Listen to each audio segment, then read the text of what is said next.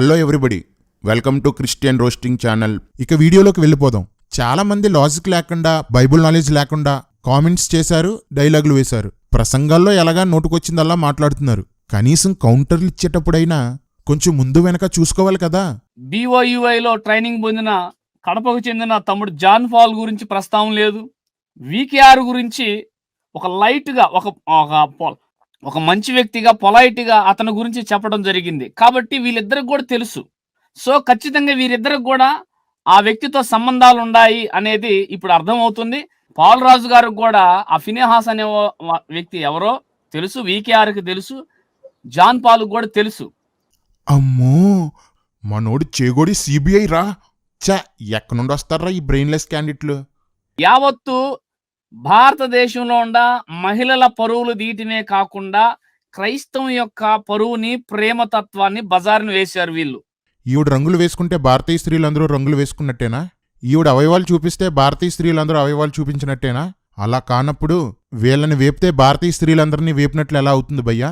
ఏంటి చెగోడి ఈ మాటలో? నీలా బుద్ధి గడ్డి తినేవాళ్ళని రోస్ట్ చేశాను, అన్నం తినేవాళ్ళని కాదు.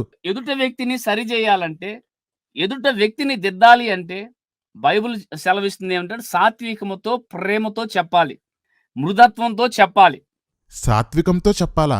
మృదుత్వంతో చెప్పాలా? ఎవరికి భయ్యా? తెలియని వాళ్ళకి, సామాన్యులకి, విశ్వాసులకి అలా చెప్పాలి. అన్నీ తెలుసు కూడా తమ స్వార్థం కోసం, దేవుడు తన స్వరక్తంతో కొనుక్కున్న సంఘంతో ఆటలాడుకునే వారికి కాదు. అలాంటి వారికి దేవుడు ఎలా చెప్పాడో, ఎలా చెప్పించాడో చూడు. చెగోడి, నువ్వే కాదు, హార్ష్గా చెప్పారు, కోపంగా చెప్పారు, మాటలు బాగోలేదు, ఇలా అడిగిన వారందరూ చదవండి.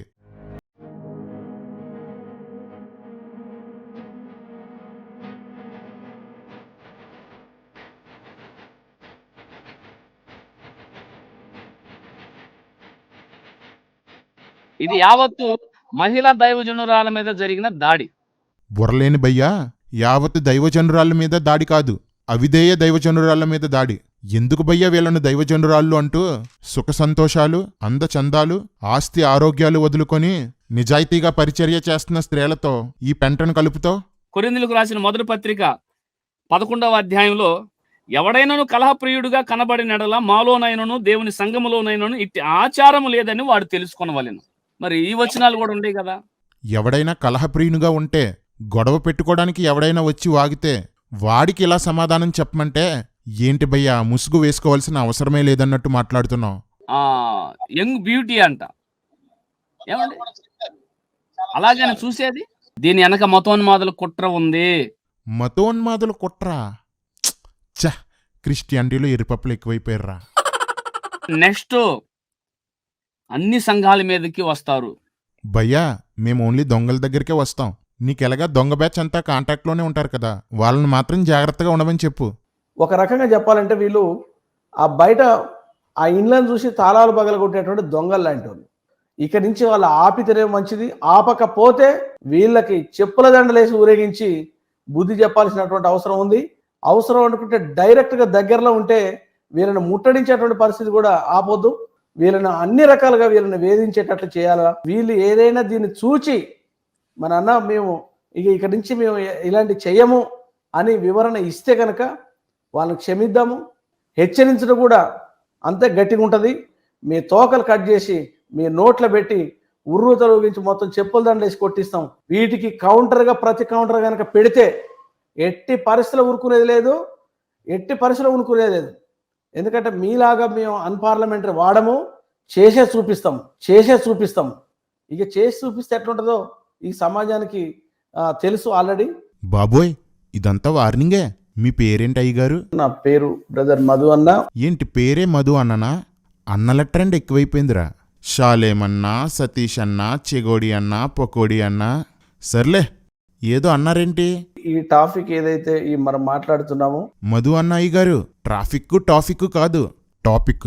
మీ వార్నింగ్కి చాలా భయమేసింది. కౌంటర్ వీడియో చేయకూడదనుకున్నాను, కానీ మీరు అదేదో చేసి చూపిస్తానన్నారు కదా, చూద్దామని కౌంటర్ చేశాను. ఏం చేస్తారో చెయ్యండి.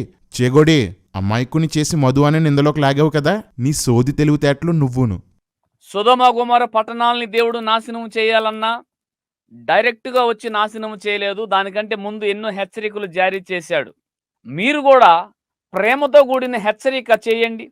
సొదొమ గొమొర్రా వారికి హెచ్చరిక చేయబడిందా? ఆ మాట నా బైబిల్లో లేదేంటి? మీకో క్లారిటీ ఇవ్వాలి. మేక ప్రాణీలపై నేను చేసిన ఈ వీడియో దాడి కాదు, హెచ్చరిక. దాడి చేస్తే తట్టుకోలేరు భయ్యా.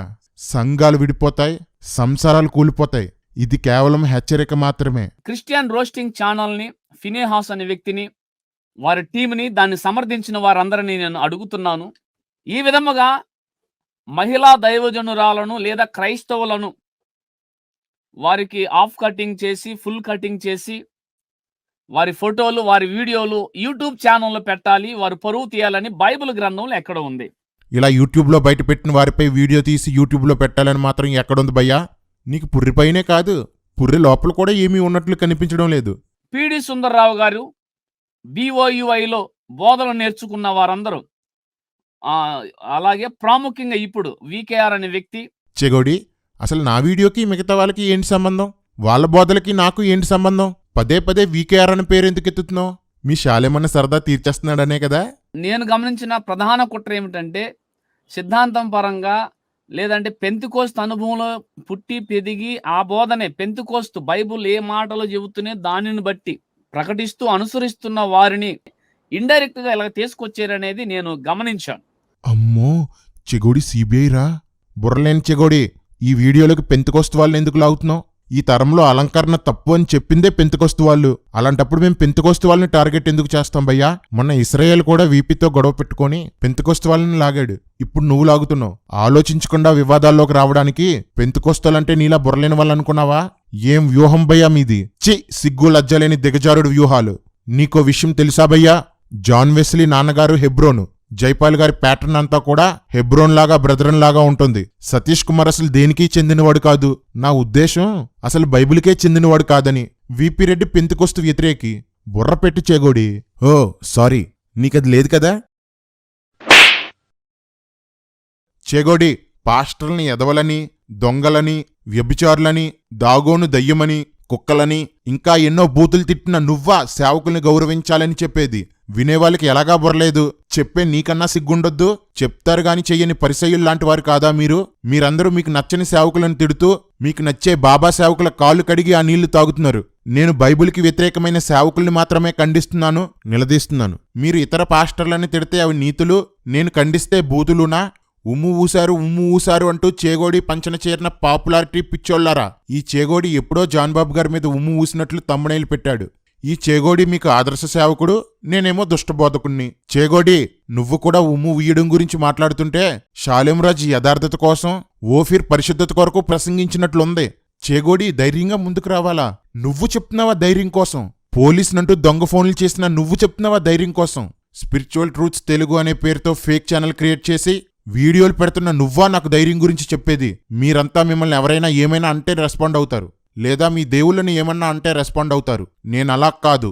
దేవుని సంఘంలో సభ్యునిగా, ఆయన జతపనివాడిగా, ఆయన సంఘంలో ఎక్కడ ఏమి జరిగినా రెస్పాండ్ అవుతాను. క్రీస్తు సైనికుడిని నేను. మీలా స్వార్థపరుణ్ణి కాదు. మీలాంటి వాళ్ళ గుండెల్లో వాక్య ఖడ్గాలు దింపే ఫీనేహాసుని. పోరాడతాం. మమ్మల్ని చంపగలరు గాని మార్పును ఆపలేరు. మళ్ళీ ఆదిమ సంఘ రూపులోనికి అంత్యకాల సంఘాన్ని తీసుకురావడానికి, నా ప్రాణాన్ని పోగొట్టుకోవడానికైనా నేను సిద్ధం. మీలో ఎంతమంది సిద్ధంగా ఉన్నారు? నిజ సేవకులు, సేవకురాళ్ళు తల ఎత్తుకుని ధైర్యంగా పరిచర్య చేసుకునే స్థితిని తిరిగి తెస్తాం. దొంగలు, దుర్మార్గులైన సేవకులు భయంతో నోరు మూసుకునే పరిస్థితిని తీసుకువస్తాం. అప్పటి వరకు పోరాటం ఆగదు, రోస్టింగ్ తప్పదు.